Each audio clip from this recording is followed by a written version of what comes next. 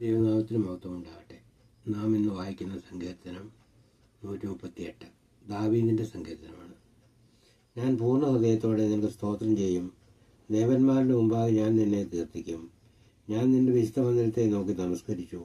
നിന്റെ ദയയും വിശ്വസ്തയും നിമിത്തം തിരുനാമത്തിന് സ്തോത്രം ചെയ്യും. നിന്റെ നാമത്തിനും നീതിയൊക്കെയും നീ നിന്റെ വാഗ്ദാനം മഹിമപ്പെടുത്തിയിരിക്കുന്നു. ഞാൻ വിളിച്ചപേക്ഷിച്ച നാളിൽ നീ എനിക്ക് ഉത്തരമരളി.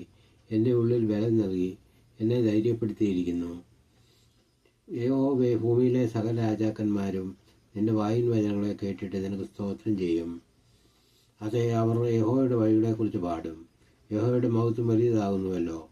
യഹോവ ഉന്നതനെങ്കിലും താഴ്മയുള്ളവനെ കടാക്ഷിക്കുന്നു. ഗർവിയെ അവൻ ദൂരത്ത് നിന്ന് അറിയുന്നു. ഞാൻ കഷ്ടതയുടെ നടുവിൽ നടന്നാലും നീ എന്നെ ജീവിപ്പിക്കും. എൻ്റെ ശത്രുക്കളുടെ ക്രോധത്തിന് നേരെ നീ കൈനീട്ടും.